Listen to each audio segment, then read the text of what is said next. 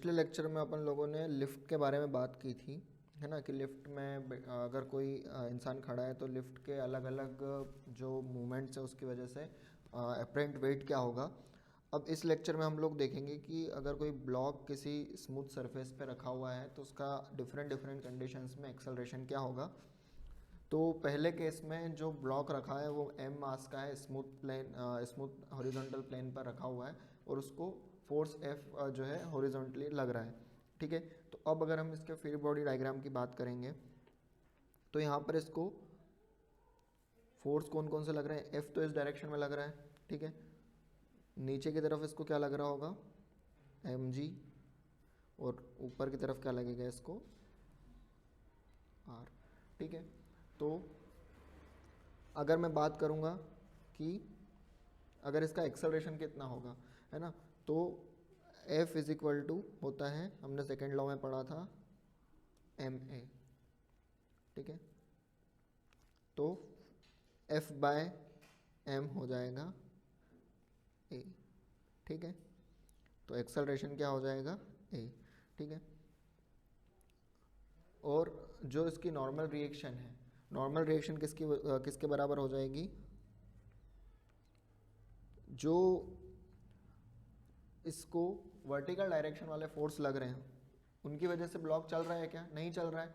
क्यों, क्योंकि R ने mg को, मतलब mg और R दोनों एक दूसरे को बैलेंस कर रहे हैं। तो ऊपर की तरफ कोई वर्टिकल मूवमेंट है क्या, इसमें नहीं है। तो R minus M G is equal to M A, लेकिन वर्टिकल डायरेक्शन में एक्सेलरेशन 0 है। तो R minus M G is equal to, इसको मैं ए वी लिख देता हूँ ताकि कन्फ्यूजन क्रिएट ना हो, ये हॉरिजॉन्टल का है, ठीक है ना, ये ए एच, ठीक है। तो ए वी तो क्या है, 0 है, तो ये 0 हो जाएगा। तो R इज इक्वल टू क्या हो जाएगा आपका, एम जी हो जाएगा, ठीक है। तो पहला केस तो आपने समझ लिया कि एक ब्लॉक रखा हुआ है, उसको हॉरिजॉन्टल डायरेक्शन में फोर्स लग रहा है ना। अब मान लीजिए कि ये फोर्स किसी एंगल पर लगे, जैसे सेकंड केस हम लोग देखते हैं। अगर मान लीजिए ये फोर्स कैसे लग रहा है, किसी एंगल पे लग रहा है,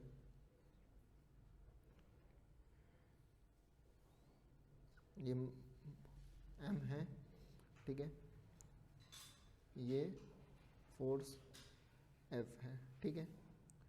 अब ये हॉरिजॉन्टल से कितना एंगल बना रहा है, थीटा एंगल बना रहा है, और इस तरह से ये फोर्स लग रहा है। तो अब ये फोर्स सीधा तो लग नहीं रहा है, ठीक है। तो इस जब भी फोर्स कहीं भी किसी एंगल पे होता है तो हम क्या करते हैं, उसके कंपोनेंट्स करते हैं। तो फोर्स की डायरेक्शन कैसी है, अपवर्ड और जो है राइट साइड पे, ठीक है, अपवर्ड और राइट। तो जो कंपोनेंट्स होंगे वो भी ऐसे होंगे। तो ये दो कंपोनेंट होंगे इसके। पहला कंपोनेंट होगा, जो एंगल के साथ वाला कंपोनेंट रहता है वो हमेशा कॉस थीटा होता है, तो एफ कॉस थीटा। दूसरा कंपोनेंट क्या हो जाएगा, ऊपर की तरफ ही रहेगा, एफ साइन थीटा। इसके अलावा इसको नीचे की तरफ क्या लग रहा है, एम जी, और ऊपर की तरफ क्या लग रहा है, आर, ठीक है। अब अगर इसके एक्सेलरेशन की बात की जाए तो अब जो हॉरिजॉन्टल फोर्स है, हॉरिजॉन्टल एक्सेलरेशन की बात की जाए ए एच की, तो ए एच की वैल्यू क्या होगी।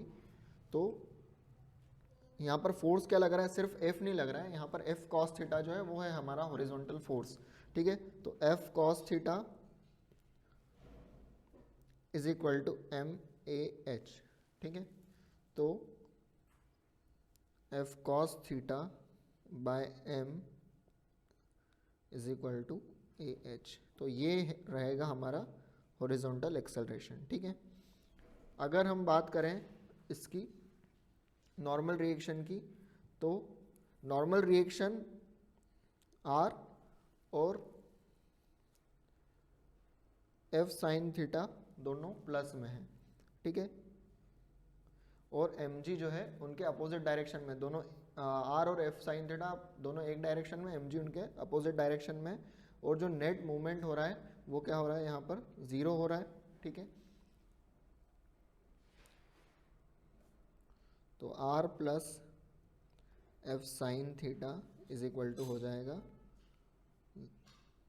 Minus M G is equal to हो जाएगा 0। तो R plus F sine theta is equal to हो जाएगा एम जी। ठीक है, आई बात समझ में? तो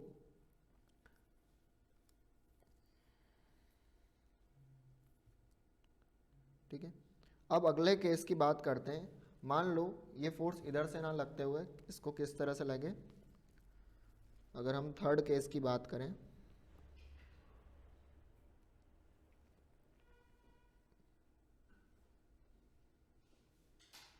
ये ब्लॉक हमारा रखा हुआ है हॉरिजॉन्टल सरफेस पर, ये एम है। मान लीजिए इसको फोर्स इस तरह से लगता है। अगेन एंगल क्या है यहाँ पर? थीटा है। एंगल क्या है यहाँ पर?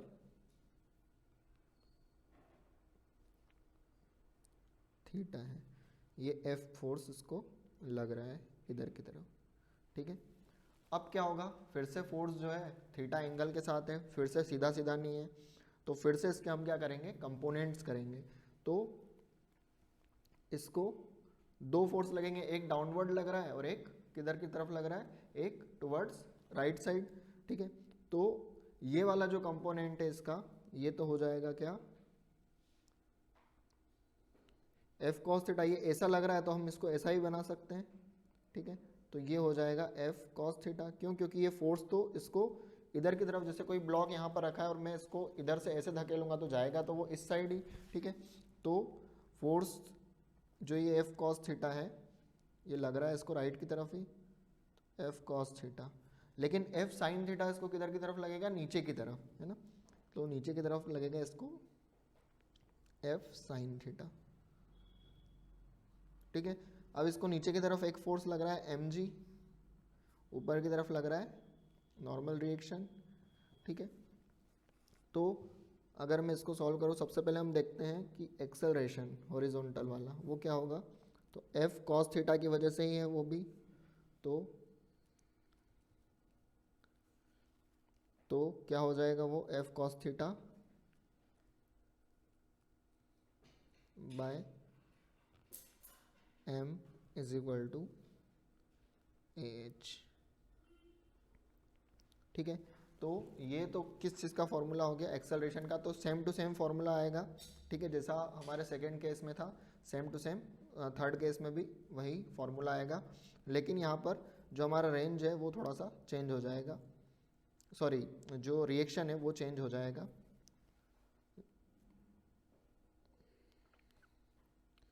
रिएक्शन की अगर मैं बात करूँ तो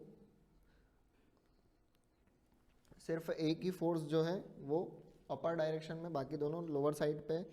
तो F sine theta minus M G is equal to M A V. अब ए वी तो ज़ीरो है, तो आर इज इक्वल टू क्या हो जाएगा? F sine theta plus M G. ठीक है, अगर मैं यहाँ पर रिएक्शन की बात करूँ तो यहाँ रिएक्शन क्या हो रहा था? M G minus F sine theta हो रहा था। तो रिएक्शन चेंज हो रहा है, बाकी तो। और यहाँ पर रिएक्शन कितना हो जाएगा? F sine theta plus M G. तो वहाँ M G minus F sine theta, यहाँ पर M G plus F sine theta हो रहा है रेंज। ठीक है, सॉरी रिएक्शन। अब जो है अगला केस हम लोग देखते हैं।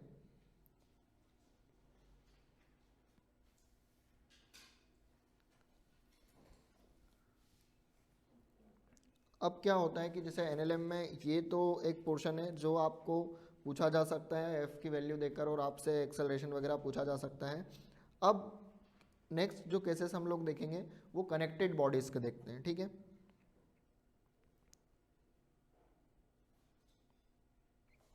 तो मोशन ऑफ ब्लॉक्स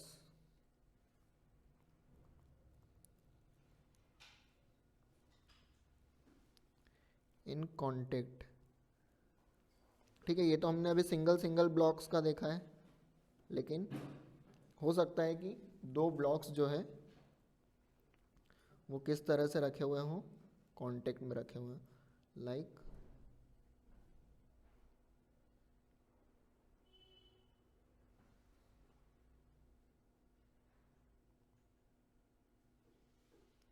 इस तरह से दो ब्लॉक है, इसका मास m1 है, इसका मास m2 है, और इनको इधर से फोर्स लग रहा है, ठीक है।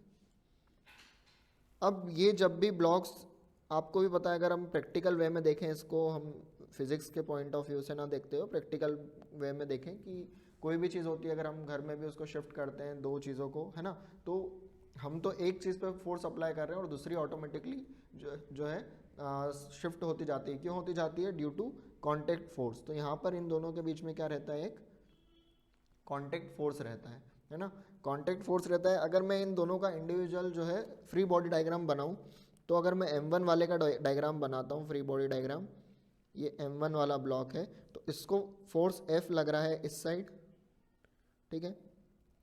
और ये जो कांटेक्ट फोर्स है, कांटेक्ट फोर्स कौन लगा रहा है? m1 लगा रहा है, ठीक है। तो इसको जो m2 है सेम रिएक्शन देगा, तो इसके लिए जो कांटेक्ट फोर्स है मैं उसको स्मॉल f से डिनोट करता हूँ। जो स्मॉल f है कांटेक्ट फोर्स बोलता हूँ मैं इसको। तो वो कौन दे रहा है? इसको m2 रिएक्शन के फॉर्म में दे रहा है। तो अगर मैं इस डायग्राम को ऐसे बना दूँ तो भी गलत नहीं रहेगा। मैंने बना दिया f ऐसे, और ठीक है, तो दोनों तरीके से इस डायग्राम को बनाया जा सकता है, दोनों बराबर है, ठीक है। तो m1 को f क्या कर रहा है? रिएक्शन दे रहा है ना, सॉरी, m1 को जो फोर्स है वो लग रहा है, और m2 को वो जो कांटेक्ट फोर्स लगा रहा है उतना ही उसको रिएक्शन मिल रहा है अपोजिट डायरेक्शन में। तो ये हमने फ्री बॉडी डायग्राम बना दिया m1 का। अगर m2 का मैं फ्री बॉडी डायग्राम बनाना चाहूँ, अगर m2 का फ्री बॉडी डायग्राम में बनाना चाहूँ, तो m2 को और कहीं से फोर्स लग रहा है क्या? नहीं लग रहा है, सिर्फ उसको इस साइड से क्या मिल रहा है? कांटेक्ट फोर्स, ठीक है। तो m2 का एक्सेलरेशन, इस सिस्टम का एक्सेलरेशन तो किधर है? इधर की तरफ है ना। तो मैं इसको ऐसा भी बना सकता हूं। तो m2 को सिर्फ कांटेक्ट फोर्स लग रहा है, ठीक है, वो भी किधर की तरफ? राइट साइड की तरफ। अब अगर मैं इस पूरे सिस्टम का एक्सेलरेशन निकालना चाहूं ah, की ये सिस्टम का एक्सेलरेशन क्या होगा, तो सिस्टम का एक्सेलरेशन, इसको फोर्स कितना लग रहा है?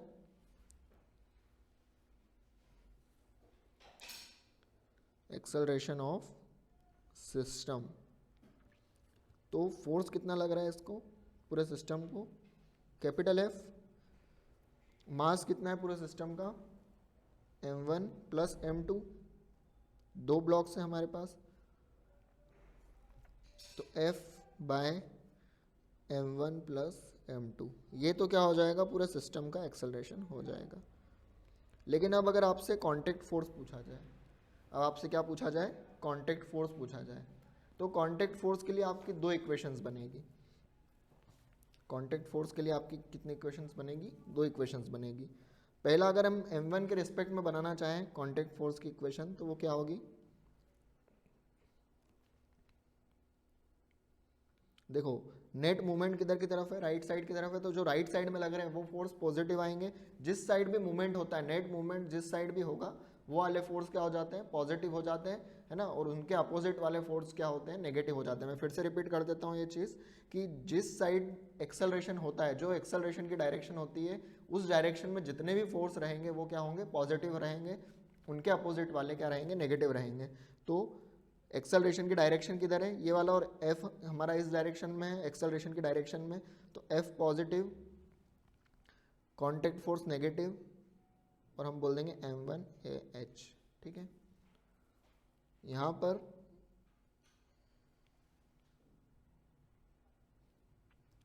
पर F तो लग नहीं रहा है, सिर्फ एक फोर्स लग रहा है F,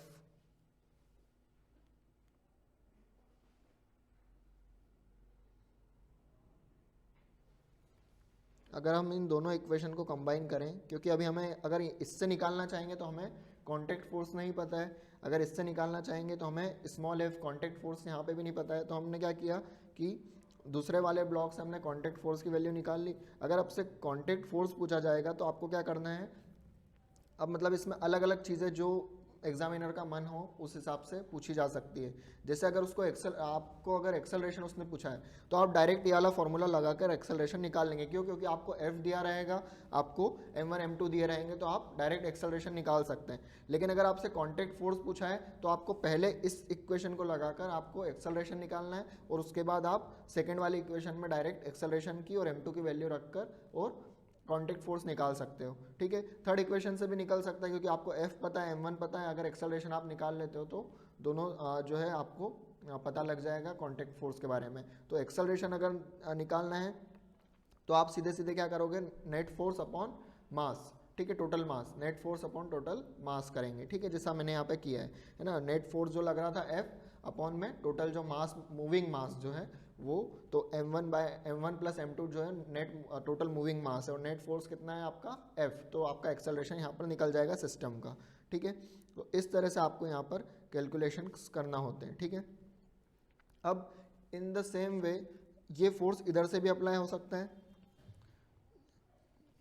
सेकेंड कंडीशन अगर मैं लेता हूँ यहाँ पर, तो ये जो फोर्स है आपका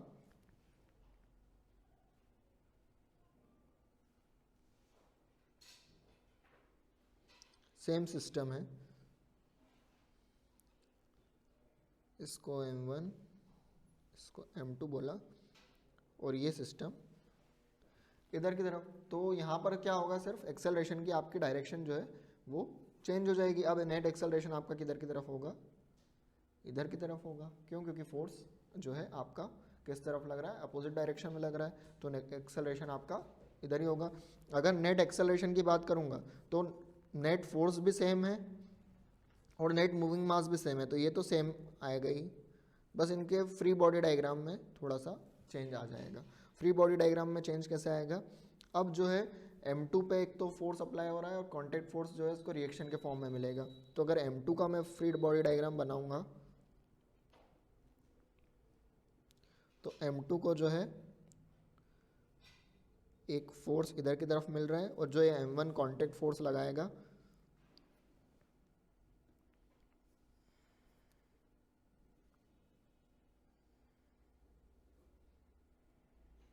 ठीक है। और अगर m1 का मैं बनाना चाहूँ फ्री बॉडी डायग्राम, तो m1 को क्या होगा, सिर्फ एक कॉन्टैक्ट फोर्स लगेगा इधर की तरफ। आई बात समझ में, है ना। तो इसका डायग्राम कैसा हो जाएगा,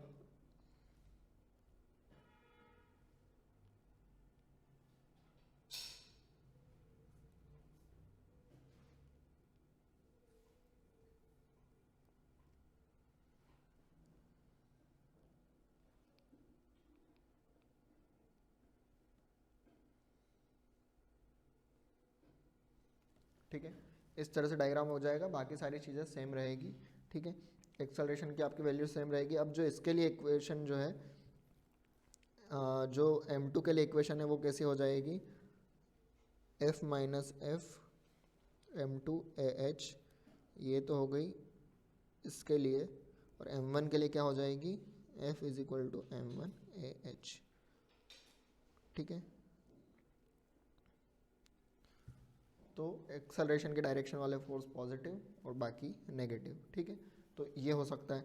अब ये तो हो गई दो मासेस की बातें, है ना। अब अगर मान लो तीन मासेस आ जाए यहाँ पर, थर्ड केस में अगर हम देखते हैं तो यहाँ पर अब मेरे पास कितने मास हैं,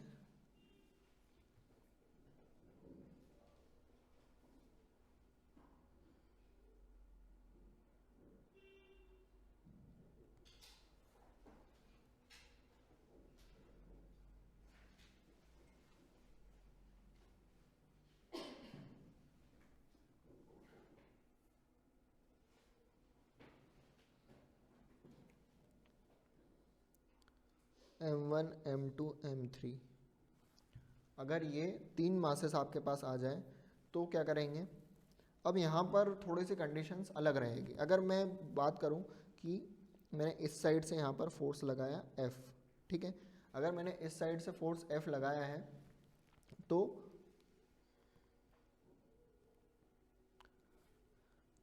अगर मैं नेट एक्सेलरेशन की बात करूँ तो वो किस तरफ रहेगा, वो इस तरफ रहेगा, ठीक है। तो एक्सेलरेशन की अगर मैं वैल्यू निकालना चाहूँ तो आप बहुत इजीली बता देंगे कि net force upon net moving mass, ठीक है। एक्सेलरेशन में कोई तकलीफ नहीं है, सिस्टम का एक्सेलरेशन आपको पता लग गया। लेकिन अब यहाँ पर क्या आता है, यहाँ पर दो तरह के कॉन्टैक्ट फोर्स रहेंगे, एक होगा m1 और m2 के बीच में, एक कॉन्टैक्ट फोर्स किसके किसके बीच में रहेगा, एक कॉन्टैक्ट फोर्स रहेगा m1 m2 के बीच में, एक कॉन्टैक्ट फोर्स रहेगा m2 और m3 के बीच में। तो यहाँ थोड़ा सा आपको ध्यान रख के काम करना है। तो यहाँ पर हम लोग फ्री बॉडी डायग्राम बनाएंगे। सबसे पहले हम फ्री बॉडी डायग्राम बनाएंगे किसके लिए, m1 के लिए,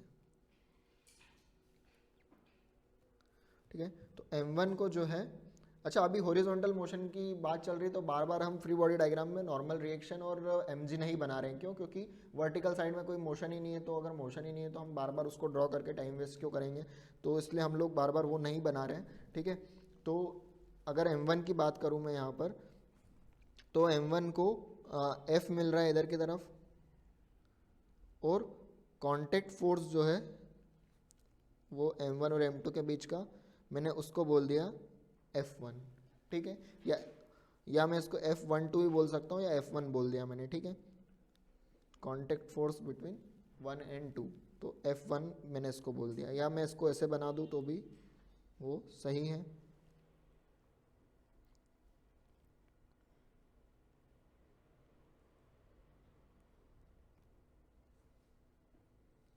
ठीक है। अगर मैं m2 के लिए फ्री बॉडी डायग्राम बनाना चाहूँ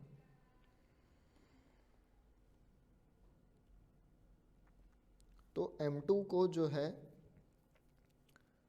इस तरफ जो है कॉन्टैक्ट फोर्स लग रहा है m2 और m3 के बीच का, जिसको मैंने बोल दिया F2, और इस तरफ जो है उसको क्या फोर्स लग रहा है,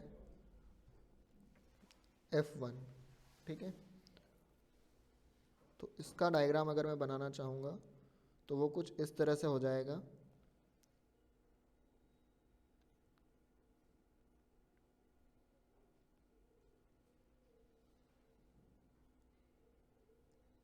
F2, ठीक है। और अगर M3 का मैं बनाना चाहूँ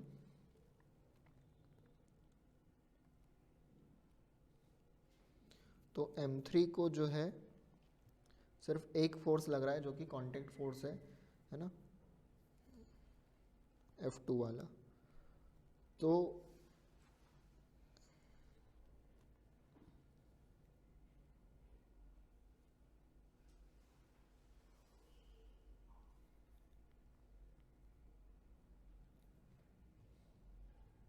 ठीक है, तो इस तरह से ये आपके पास तीन फ्री बॉडी डायग्राम तीनों मासेस के मैंने बनाए। अब अगर मैं इनकी इक्वेशंस बनाऊं तो नेट मोमेंट तो किसकी तरफ है, कैपिटल F की तरफ है ना, राइट साइड की तरफ है। तो अगर मैं इनकी इक्वेशंस बनाऊं तो वो क्या होगी, F minus small f is equal to m1ah, ठीक है। फिर F1 minus F2 is equal to m2ah, और F1 F2 is equal to m3ah, ठीक है। तो ये तीन इक्वेशंस यहाँ पर आपकी बनेगी।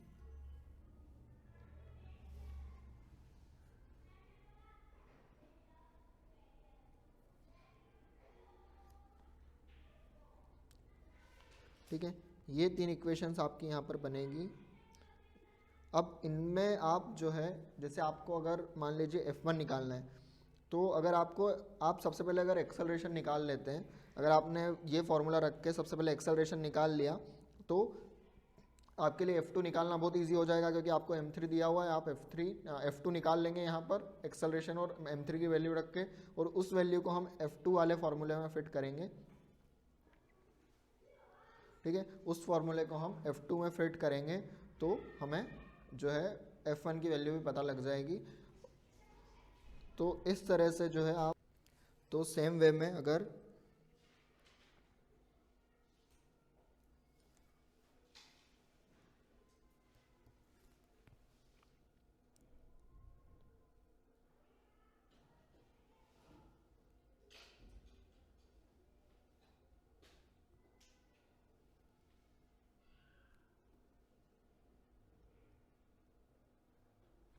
अगर सेम वे में ये फोर्स जो है अगर इस तरफ लगे,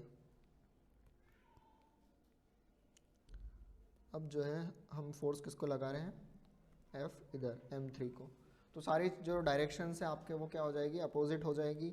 एक्सेलरेशन जो है आपका वो तो सेम रहेगा, एक्सेलरेशन की डायरेक्शन चेंज हो जाएगी, पहले राइट साइड की तरफ था अब टुवर्ड्स लेफ्ट हो जाएगा, तो एक्सेलरेशन जो है आपका वो तो हो जाएगा F m1 plus m2 plus m3।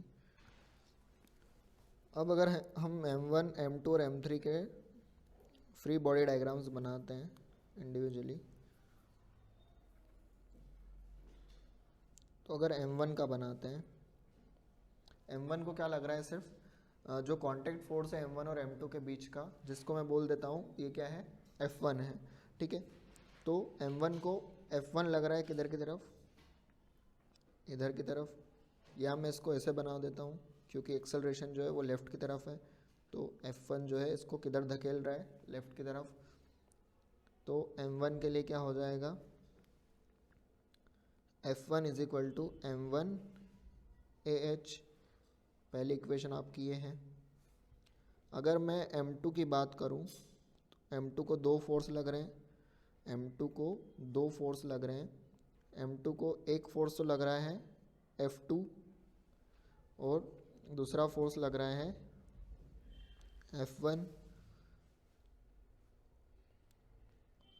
तो F2 जो है वो उसको एक्सेलरेशन के डायरेक्शन में लगा रहा है, भेज रहा है, और F1 जो है उसको नॉर्मल रिएक्शन दे रहा है, उसको जो रिएक्शन प्रोवाइड कर रहा है, तो F2 minus F1 is equal to M2 AH। अगली इक्वेशन आपकी ये रहेगी, ठीक है। अगर अगली इक्वेशन की बात करूँ मैं M3 की, तो M3 में क्या हो रहा है, फोर्स लग रहा है उसको इस तरफ,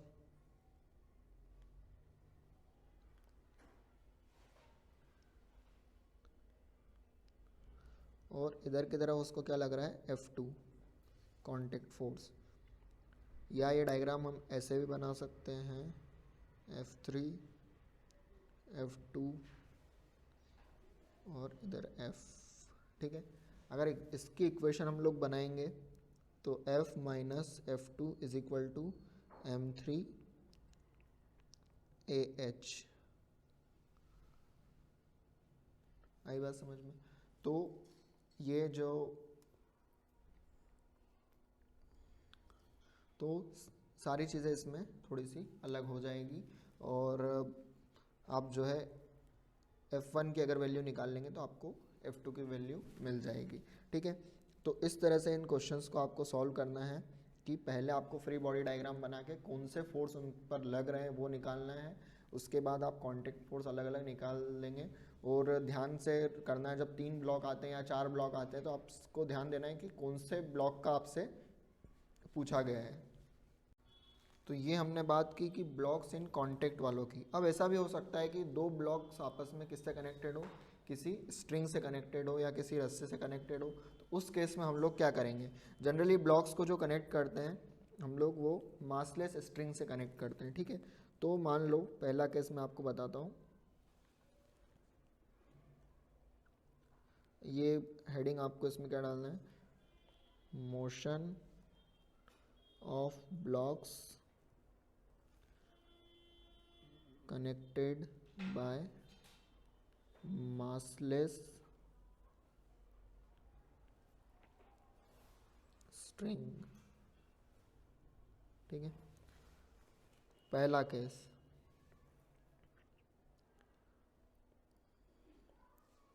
अब यहाँ पर कांटेक्ट फोर्स नाम की चीज़ नहीं रहेगी। अब यहाँ पर जैसे ये M1 है, ये स्ट्रिंग है और ये है M2, ठीक है, और इसको F फोर्स से इधर की तरफ हम लोग खींच रहे हैं, राइट की तरफ, ठीक है। अब एक्सेलरेशन की जो डायरेक्शन रहेगी वो तो हमारी यही रहेगी, लेकिन अब आपके पास यहाँ पर क्या है, स्ट्रिंग है, रस्सी है कोई, तो अब स्ट्रिंग के अंदर कभी भी मतलब यहाँ पर अब कांटेक्ट फोर्स नहीं बोलेंगे, अब यहाँ पर क्या रहेगा, टेंशन रहेगा। T फॉर क्या, टेंशन, ठीक है। वहाँ पर कांटेक्ट फोर्स था, क्यों, क्योंकि आपस में दोनों जुड़े हुए थे। अब यहाँ पर क्या आ जाएगा आपका, यहाँ पर आ जाएगा टेंशन, ठीक है।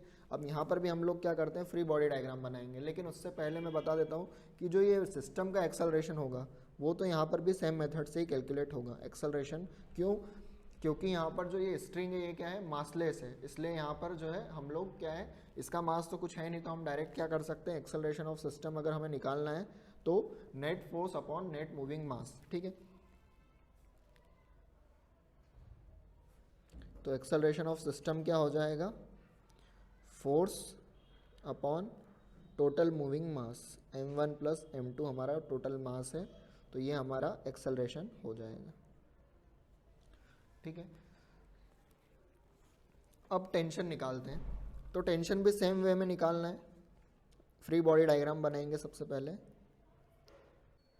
तो T इज इक्वल टू क्या हो जाएगा, m1 AH। अब जो m2 है उसके लिए अगर हम फ्री बॉडी डायग्राम बनाएंगे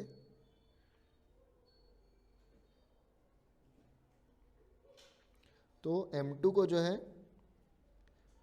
टेंशन लग रहा है इस तरफ, ठीक है, और फोर्स लग रहा है इस तरफ, ठीक है। तो m2 के लिए T की डायरेक्शन क्या हो जाएगी, F minus T is equal to m2 AH। ये हो जाएगी इक्वेशन किसके लिए, m2 के लिए। तो एक्सेलरेशन अगर हमने सिस्टम का पहले ही निकाल लिया तो उसके बाद जो है हम डायरेक्टली क्या कर सकते हैं,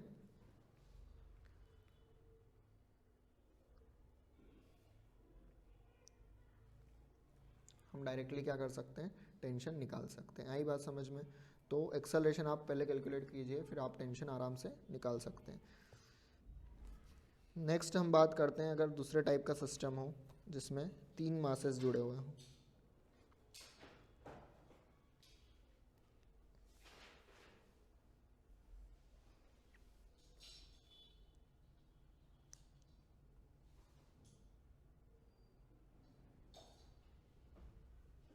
अब यहाँ पर क्या हो रहा है, स्ट्रिंग चेंज हो गई तो टेंशन भी चेंज हो जाएगा।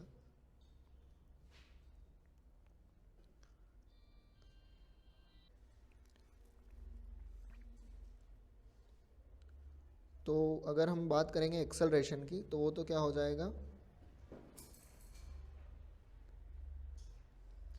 F bye m1 plus m2 plus m3, ठीक है।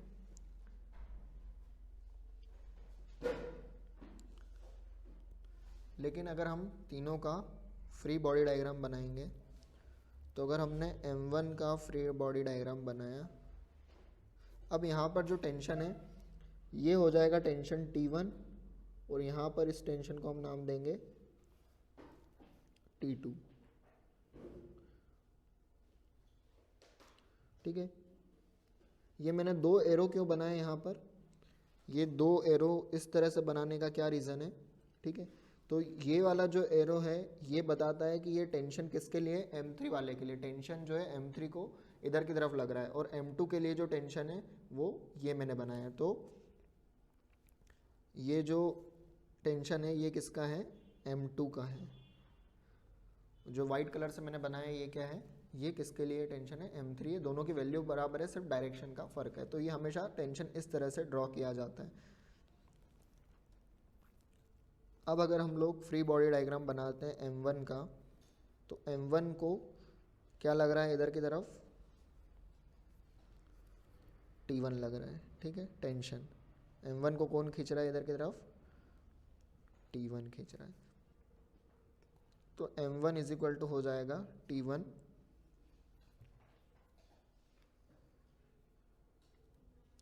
इज इक्वल टू हो जाएगा m1 AH। अगर हम बात करें m2 की,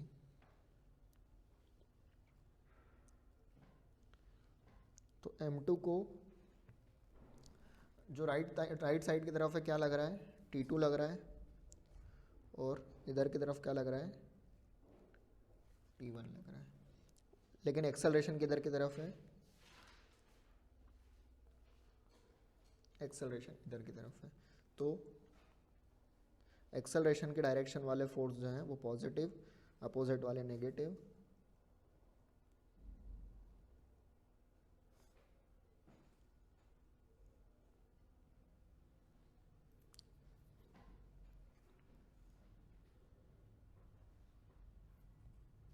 अगर M3 के लिए मैं बनाऊं डायग्राम, तो M3 को इधर की तरफ क्या लग रहा है, T2, इधर की तरफ क्या लग रहा है, फोर्स,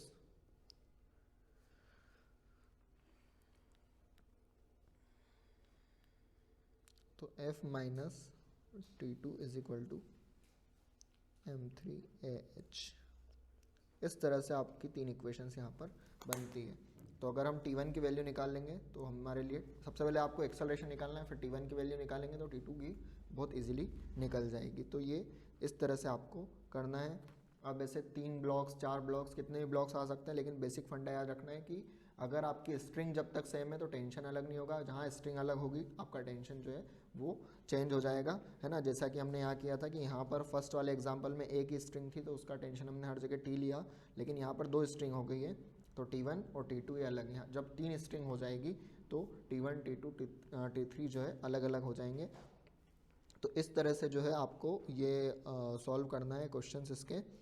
अब इसके अलावा कभी कभी ये भी होता है कि कोई मास वाली रोप आ जाए, जैसे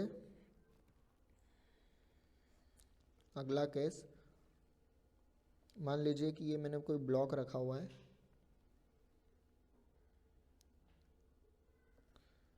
स्ट्रिंग विथ मास, ठीक है।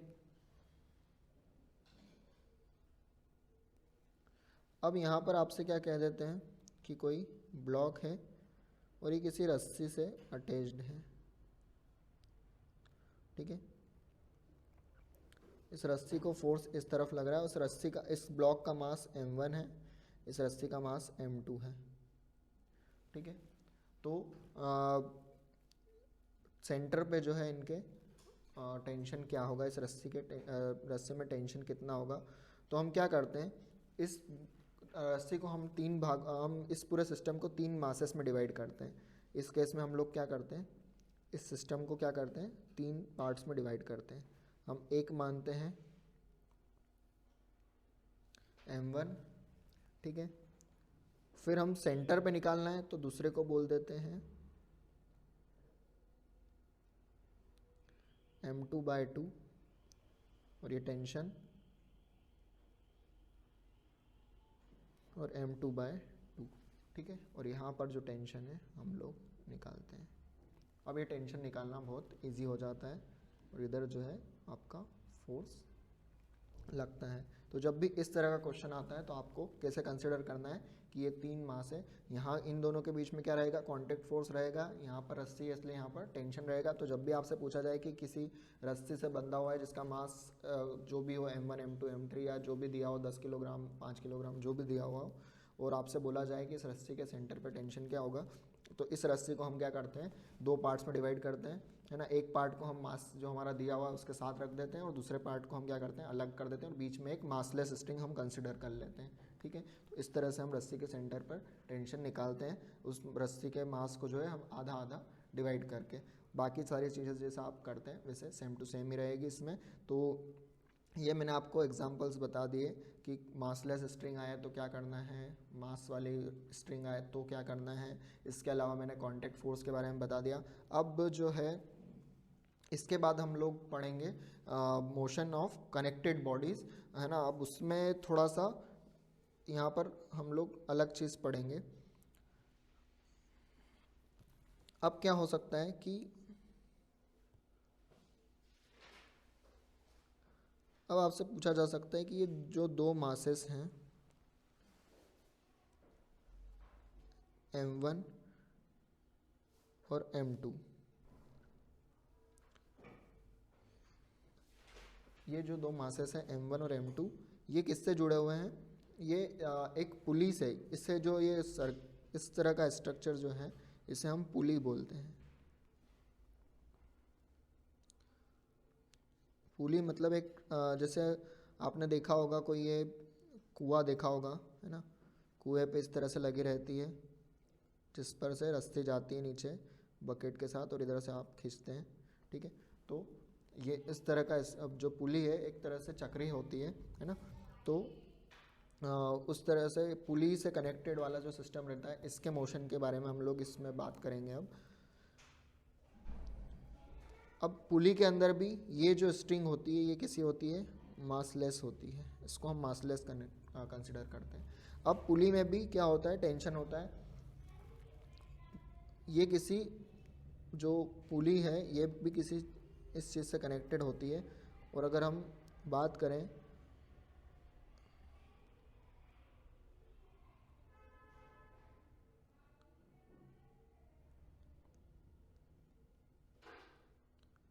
तो इसको टेंशन इधर टी और इस पर जो टेंशन है वो कितना होता है, 2T होता है, ठीक है। तो ये चीज़ आपको याद रखनी है कि अब ये रस्सी तो पूरी सेम ही है यहाँ पर, तो टेंशन तो इस पे भी मतलब पूरी रस्सी पे T रहेगा। अब इस सिस्टम का एक्सेलरेशन किधर की तरफ रहेगा ये किस पर डिपेंड करेगा, मास के पास पर डिपेंड करेगा।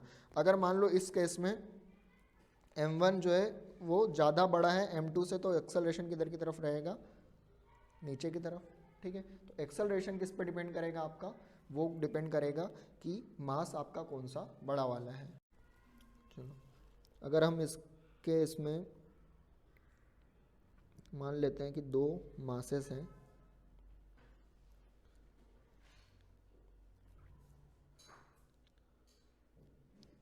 m1 और m2, ठीक है। अगर हम m1 और m2 का यहाँ पर फ्री बॉडी डायग्राम बनाएं तो इनको नीचे जो है ऊपर की तरफ क्या लग रहा है, इस m1 को मान लीजिए कि m1 जो है वो ज़्यादा है m2 से। तो m1 के लिए अगर हम फ्री बॉडी डायग्राम बनाएं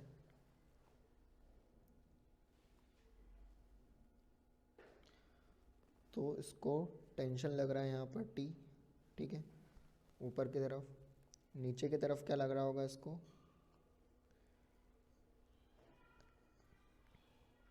m1G, ठीक है। और एक्सेलरेशन भी नीचे की तरफ ही होगा। तो अगर हम बात करें अगर m1 और m2, तो एक्सेलरेशन किधर की तरफ होगा, नीचे की तरफ। अगर हम एक्सेलरेशन की बात करें तो यहाँ पर जो है एक्सेलरेशन क्या हो जाएगा, नेट फोर्स। तो नेट फोर्स क्या रहेगा, नेट फोर्स क्या हो जाएगा, m1G माइनस m2G। भाई m1G इधर की तरफ लग रहा है और m2G इसको इधर की तरफ लग रहा है, ये m1G है ना। लेकिन नेट अगर m1 m2 से बड़ा है तो एक्सेलरेशन जो है वो m1 की तरफ होगा। तो नेट फोर्स तो आपका ये हो गया, यहाँ पे कोई एक्सटर्नल फोर्स तो है नहीं, तो ये हो गया। और नेट मूविंग मास तो m1 प्लस m2, तो ये तो इस सिस्टम का एक्सेलरेशन हो जाएगा, है ना। अगर हम एक एक की इक्वेशन बनाना चाहें इंडिविजुअल तो वो कैसे हो जाएगा, ये केस 1 आप इसको डाल लो। अगर हम एक एक की इक्वेशन बनाना चाहें तो नेट जो एक्सेलरेशन है वो किधर की तरफ है, इधर की तरफ है। तो m1G minus T is equal to m1A, ये इक्वेशन हो जाएगी किसके लिए, m1 के लिए। आई बात समझ में।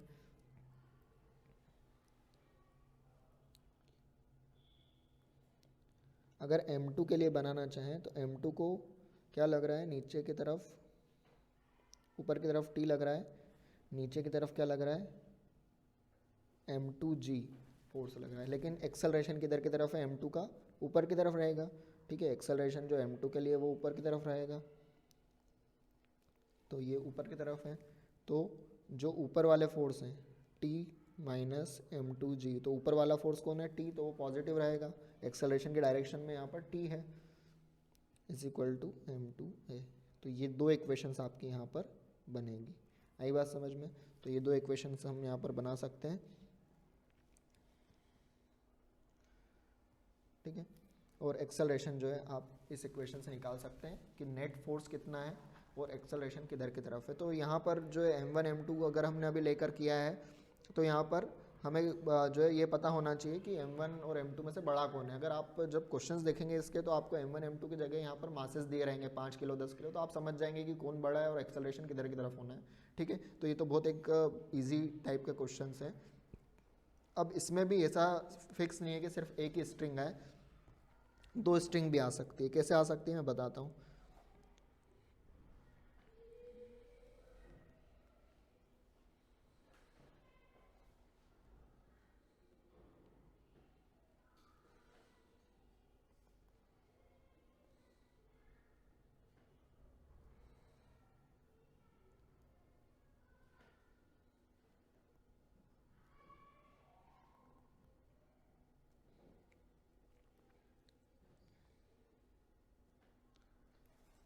ये मान लीजिए दो मास हैं। अब हम मान लेते हैं कि एक और मास इससे जुड़ा हुआ है, तो अब स्ट्रिंग चेंज हो गई, ठीक है। m1 m2 m3 है ना। अब मान लेते हैं कि m1 प्लस m2 जो है वो ज़्यादा, m1 प्लस m3 जो है वो ज़्यादा है m1 से, सॉरी m2 प्लस m3 क्या है, m1 से ज़्यादा है। तो नेट जो मूवमेंट है वो किधर की साइड होगी, इधर की तरफ। तो जब हमें एक्चुअल वैल्यूज़ दी रहेगी, जब हम क्वेश्चंस करेंगे इसके, तब आपको बहुत इजी हो जाएगा। क्यों? क्योंकि आपको पता रहेगा कि कौन कितने किलो का है, तो आपको समझ में आ जाएगा कि जो मूवमेंट है वो किधर होना है, ठीक है। तो मान लो एक्सेलरेशन इधर की तरफ है ना। ये जो है, अब एक एक का हम लोग फ्री बॉडी डायग्राम बनाते हैं। तो सबसे पहले free body diagram for m1। तो m1 जो है इसका एक्सेलरेशन किधर की तरफ रहेगा, ऊपर की तरफ। तो इसको ऊपर की तरफ क्या लग रहा है, t1, मैंने इसको बोल दिया t1। ये भी क्या है, t1, और इसको मैंने बोल दिया t2, ठीक है। तो t1 नीचे की तरफ इसको क्या लग रहा है, m1g, है ना। तो इसकी इक्वेशन क्या हो जाएगी, t1 minus m1g is equal to m1a। अब एक्सेलरेशन कैसे निकलेगा, तो नेट फोर्स कितना रहेगा, तो m2g प्लस m3g, ठीक है, minus m1g upon m1 plus m2 plus m3, ठीक है। तो net force upon net moving mass, इससे हमने एक्सेलरेशन निकाल लिया, है ना। अब इसके बाद free body diagram and equation for m2। तो m2 के लिए ऊपर की तरफ इसको क्या लग रहा है, t1, ठीक है। नीचे की तरफ इसको क्या लग रहा है, t2। साथ ही साथ इसको नीचे की तरफ एक और फोर्स लग रहा है जो कि क्या है, m2g, ठीक है। तो एक्सेलरेशन किधर की तरफ है, m2 का नीचे की तरफ है, तो नीचे वाले फोर्स जो है वो पॉजिटिव। तो t2 plus m2g minus t1 is equal to m2a, ठीक है।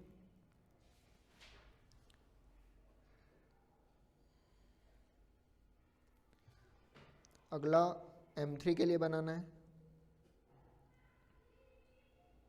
अब m3 को ऊपर की तरफ क्या लग रहा है, t2, नीचे की तरफ m3g, एक्सेलरेशन किधर की तरफ है, नीचे की तरफ है। तो m3g minus t2 is equal to m3a, ठीक है। तो इस तरह से आप एक्सेलरेशन निकाल के t1 की वैल्यू निकाल के t2 को भी कैलकुलेट कर सकते हैं। तो ये जो है आपका इसमें पुली वाले जितने भी क्वेश्चन हैं इसे तो ये आपके इस तरह से सॉल्व होंगे। इसमें हमको m1 मतलब जो ग्रेविटेशनल वाला फोर्स है उसको हमें नेग्लेक्ट नहीं करना है, यहाँ पर मान कर चलना है, ठीक है। तो सिर्फ ऐसा नहीं है कि आपको दिख गया कि हाँ एक्सेलरेशन इधर है टेंशन इधर है तो हम जो ग्रेविटेशनल फोर्स है उसको नेग्लेक्ट कर दे। क्यों? क्योंकि इनका वेट तो हमेशा रहेगा ही रहेगा, तो उसको हमें यहाँ पर लेना है, तभी आंसर सही आएगा, ठीक है। तो ये इतने केसेस इसमें पॉसिबल हैं। इसके अलावा अब कभी कभी कुछ केसेस जो हैं वो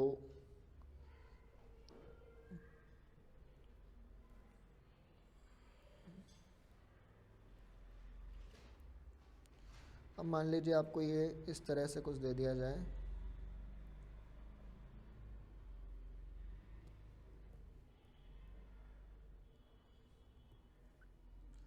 अब जो आपकी पुली है वो यहाँ पर लगी हुई है, ठीक है। अब आपका एक मास जो है वो यहाँ पर है और इसी पुली से कनेक्टेड जो है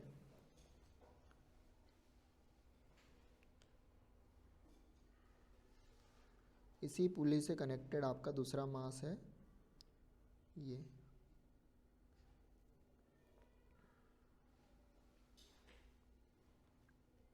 ठीक है। अब इसमें जो है क्या करना रहेगा, आपको फिर से फ्री बॉडी डायग्राम बनाने रहेंगे। मान लीजिए ये एंगल थीटा है, ठीक है, इंक्लिनेशन प्लेन पर है, तो आप M2 के लिए तो बहुत इजीली बना देंगे। अब ये रस्सी तो सेम है तो टेंशन तो सेम ही रहेगा, है ना। हम यहाँ पर मान लेते हैं कि M2 जो है वो ग्रेटर देन M1, ठीक है। तो M2 के जो नेट एक्सेलरेशन रहेगा वो तो इधर ही रहेगा, तो एक्सेलरेशन की जो वैल्यू है अब यहाँ पर कैसे आएगी, ठीक है। नेट फोर्स किधर की तरफ रहेगा ये हमें आपको यहाँ पर देखना है। अगर हम बात करें इसके लिए तो इसको यहाँ पर लग रहा है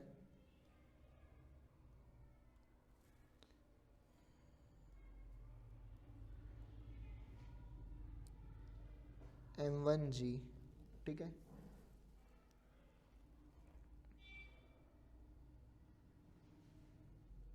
तो इसको यहाँ पर जो लग रहा है वो क्या है, M1G cos थीटा, और यहाँ पर इसको लगेगा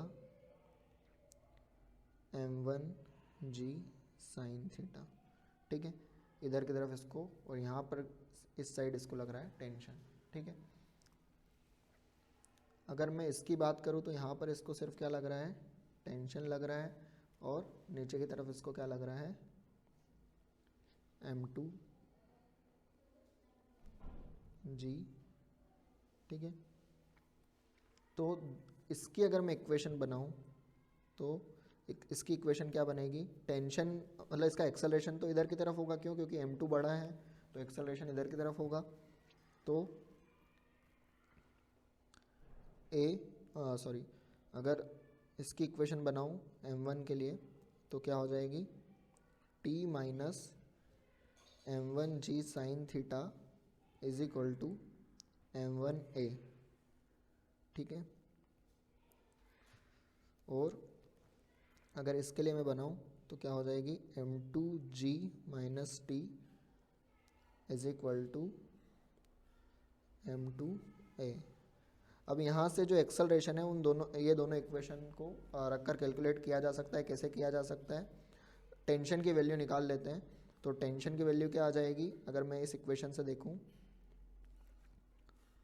तो M2G minus M2A is equal to T, ठीक है। ये टेंशन की इधर से वैल्यू है, और यहाँ से अगर मैं देखूं तो टेंशन की वैल्यू क्या आ जाएगी, T is equal to M1G sine theta plus M1A, ठीक है। यहाँ से टेंशन की वैल्यू आ गई आपकी ये।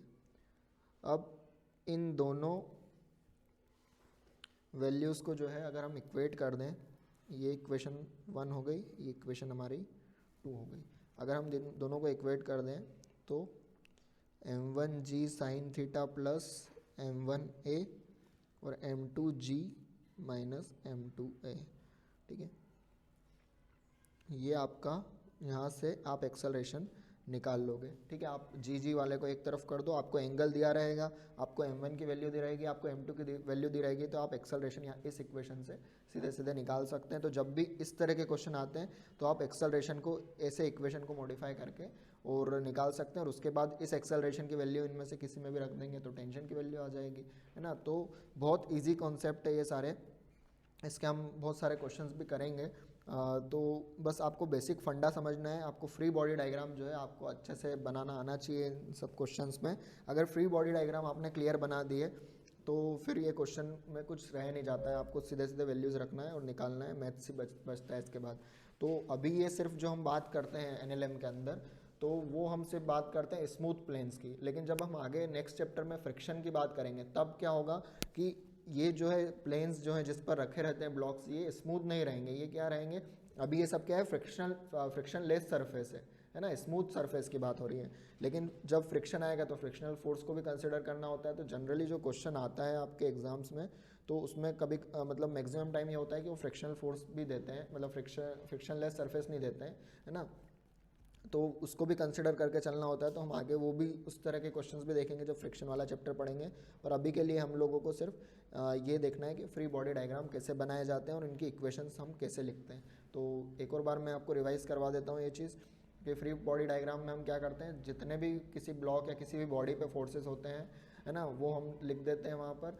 और साथ में क्या करते हैं कि जब हम इक्वेशन बनाते हैं तो एक्सेलरेशन की डायरेक्शन में जितने भी फोर्स रहते हैं वो क्या लेते हैं, हम पॉजिटिव लेते हैं उनको, और जितने भी उसके अपोजिट रहते हैं वो हम नेगेटिव फोर्स लेते हैं। ठीक है, तो एक्सेलरेशन के अपोजिट वाले फोर्स नेगेटिव, एक्सेलरेशन की डायरेक्शन वाले फोर्स पॉजिटिव, और इस तरह से हम इक्वेशन लिखकर एक्सेलरेशन की वैल्यू निकालते हैं, फिर हम टेंशन या कॉन्टैक्ट फोर्स की वैल्यू निकाल सकते हैं। ठीक है, तो नेक्स्ट लेक्चर में हम लोग इससे रिलेटेड सारे क्वेश्चंस और जो भी अच्छे क्वेश्चंस हो सकते हैं, है ना, वो हम लोग करेंगे।